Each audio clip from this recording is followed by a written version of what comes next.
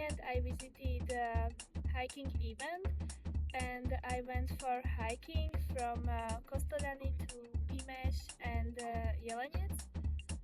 After that, we had a presentation in Heidelberg about hiking in Atlas from Libya.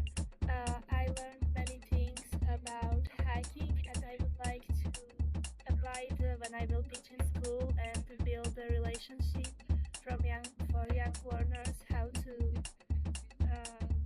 study in nature. I met many people from Erasmus STORY project,